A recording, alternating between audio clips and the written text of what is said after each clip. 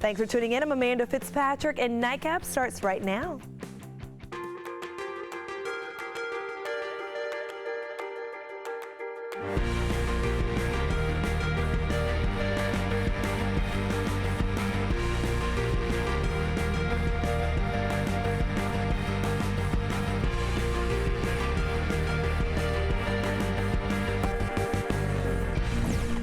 Shot number 5, Ted Cruz and a new strategy to eliminate Obamacare.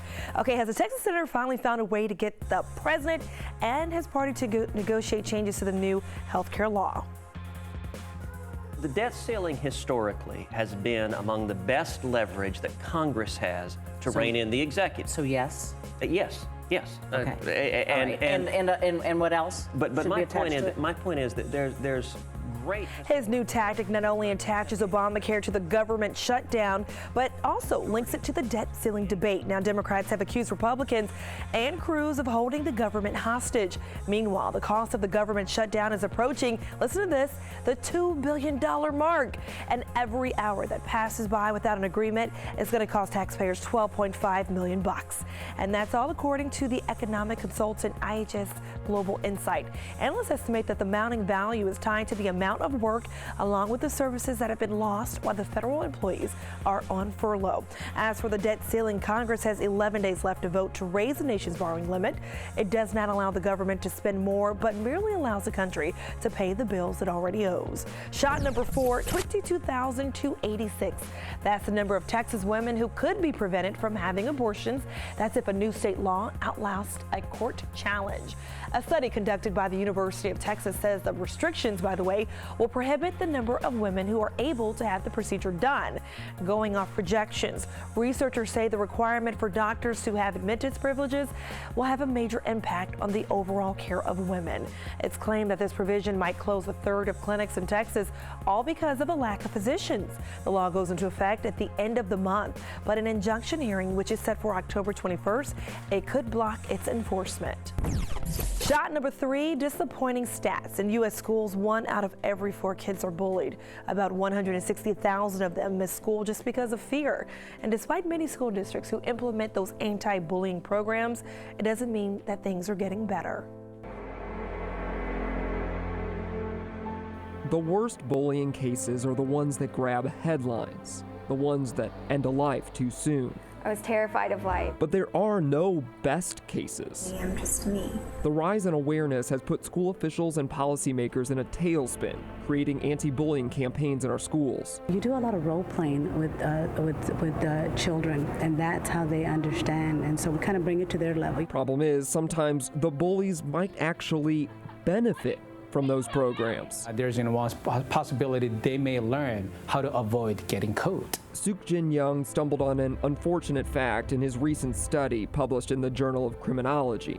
Schools with anti-bullying programs tend to have more bullying victims. It's very disappointing for public and policymakers. The assistant professor at UT Arlington set out to look into what causes bullying and the effectiveness of anti-bullying programs. He did not expect to find more bullying victims at schools with programs aimed at fighting the problem, but he did. It could be that more students have learned to report it, or that bullies are learning how to be better bullies. But throughout that bullying prevention, students may learn that skills and the techniques. Either way, Young says his study shows the programs need to change. We have to do something, including family and community involvement. Based on the evidence, this is crucial. Shot number 2, thousands of foreclosed homes in the city of Dallas. Guess what? They have occupants. But it's not what you think. According to Reality Track, the ones that are living in those bank-owned homes, they're actually the former owners. The firm says that's the case in about 50% of the time. Experts say it takes a long time before banks are able to take the ownership and evict the residents. They say also that the same thing is happening around the country, but in Texas it's happening at a lot higher rate. 65% of foreclosed residents in Houston are still living in their own homes. Shot number 1.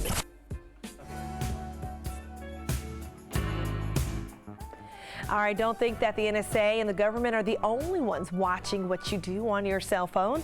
It appears that new companies are just as sneaky. According to the New York Times, they are developing software to try to track that spending you do, and that's the travel and web surfing habits as well. No, they're not going to, out you for liking Miley Cyrus if they are concerned about that, but to sell the information to advertisers. Experts say the apps go beyond which sites you frequent, but they determine individual patterns based on the different devices you use, even if they're not directly linked to you. And here's tonight's bonus shot. America's team is in a bit of a slump. Yeah, they've dropped 2 straight. The Cowboys were more than a match for Peyton Manning's high-powered Broncos offensive, but Tony Romo was outdueled by the future Hall of Fame quarterback as both teams ran up the scoreboard. In the end, it was a late-game mistake that did Dallas in.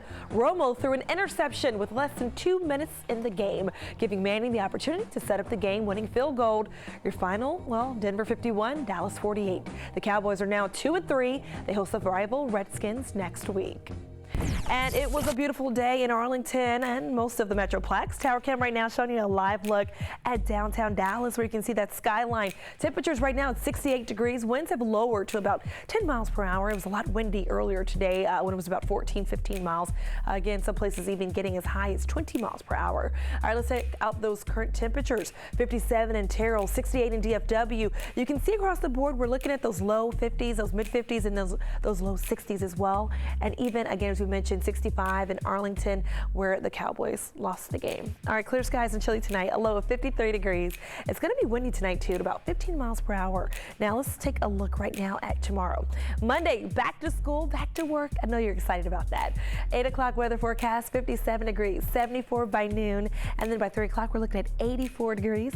Coming up, we're going to give you a look at that 7-day forecast and give you an idea of what you can expect. I can tell you this, it's going to be a great week, guys. All right. Coming up, trouble in the skies. A quick scare for some passengers at DFW. And some of you might recognize a Dallas Spanish teacher. Her seductive poses are giving her current employer a little headache. Plus, unwanted pets get a shot at finding a new home. You're watching Nightcap, a different kind of news.